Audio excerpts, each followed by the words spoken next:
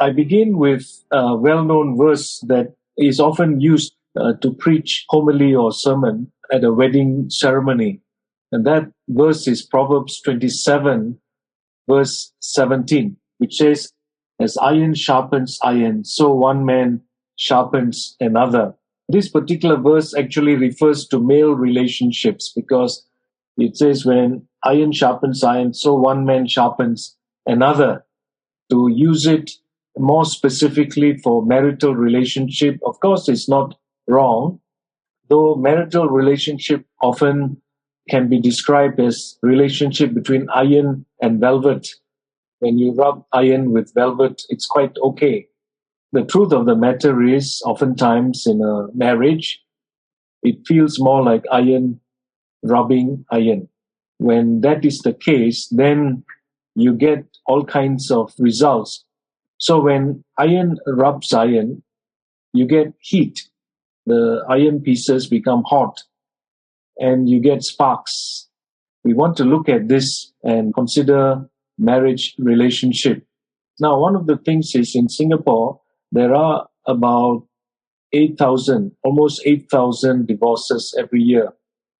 If you look at the common causes for divorce or breakdown of a marital relationship, the most common, of course, is adultery, unfaithfulness on the part of one or maybe even two of the partners. The other common causes are immaturity. When a couple marry very young, they have all kinds of problems because they don't have the resources and the maturity to handle close relationship like that in marriage. And then there are other reasons too, like breakdown in communication, domestic violence, arguments over financial matters, separation is common. So there are many kinds of aspects to the breakdown of a marital relationship. Let us now go on to considering this metaphor of iron rubbing iron. In the first instance, you get heat when iron rubs iron.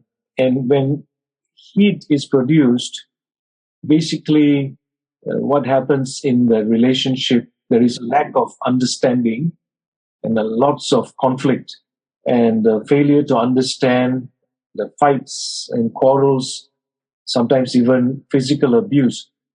So as a case study, we are going to look at three couples. First couple is Nabal and Abigail. You can read about them in 1 Samuel chapter 25. I want to point out that Nabal was a rich man in Carmel. We are told in chapter 25, verse 2. Nabal was a Calebite. Normally we celebrate Caleb as a hero, especially in his old age, faithful to God and full of faith in his heart. And so Nabal was a Calebite. You don't expect the character of Nabal to be like that. Now that, of course, also tells us that while you can have an illustrious person in the family history, it doesn't necessarily guarantee that the descendants will also be godly or illustrious or faithful to God. That's the reason why we often say that God has no grandchildren, only children. He relates with each generation. We can't relate to God based on our parents' or grandparents' relationship with Him. Every generation must hear God directly and must respond to Him directly. So unfortunately, Nabal, though he seemed to have come from a rather illustrious family background, we read in verse 3 that he was a surly and mean man. He was a rough fellow, and he was not easy to talk to and had a streak of cruelty and stubbornness. And his ways were pretty rough. He spoke roughly. Interestingly, he had a wife who was the opposite. She was intelligent and beautiful, and her name was Abigail. Abigail is married to Nabal. It was probably an arranged marriage, as It was often the case in those days, but they were so incompatible in terms of their character, as well as their ability to communicate, as well as their concept of God and His ways. And so we ask the question now, for the breakdown in the marriage, was there a problem with Abigail? Was she part of the problem? Did she not communicate with Nabal? Did she not make any attempts to communicate with Nabal? Now, in verse 17 of 1 Samuel 25, we have here a statement made by the servants, because they speak to Abigail and they actually tell her the story of how David sent messengers to Nabal, and David was fleeing from danger from his enemies. And so he comes to this place and he sends some messengers to Nabal requesting for some food and some help for him and his men. And Nabal's reply was very bad, very surly, very mean. And he said, "Who is this David?" So he refused to actually acknowledge David, even consider his request. So he gave a very rude reply, and he sent the messengers back to David without offering any help. When David heard that and felt insulted, he gathered his men to go and kill Nabal. So David was on his way, and the servants who saw all of this report this to Abigail. As the servant told this, he said, disaster is hanging over our master and his whole household. And then the servant said, he is such a wicked man that no one can talk to him. We can conclude that even if Abigail had tried to communicate with Nabal, it would have failed, because this man would just not listen to anyone, not even his wife. He would probably have scolded her or shut her up. After some time, I think Abigail would have given up. Even though she could be like an iron, she had no opportunity to sharpen another piece of iron represented by Nabal. So obviously there was no communication between the two of them. She told her servants, okay, I'm going to do something about this. And she gathered a lot of food to bring to David and his men to pacify them and to prevent disaster from taking place. So she told her servants in verse 19 of 1 Samuel 25, go on ahead, I'll follow you. But she did not tell her husband Nabal. Now, that is an indication that the communication between the wife and the husband had actually broken down. Now, after she met David and the men and made peace with them, she came back home. In verse 36, it says, she told him nothing until daybreak, because he had had a party like that of a king. So she told him nothing until daybreak. When he had sobered up in the morning, says in verse 37, his wife told him all these things, and his heart failed him, and he became like a stone. We don't know what actually happened to him physically. May have had a heart failure or stroke, but in verse 38, it says about 10 days later, the Lord struck Nabal and he died. It's a tragic story of a couple with so much potential in terms of their background, but because of this character Nabal, it was very difficult for the couple to have a decent marriage and decent communication. And at the end of the day, there was this non-communication, and then Nabal died as a result of his stubbornness and his failure to communicate and to accept his wife as a partner. There are marriages that are like that. The couple is always quarreling.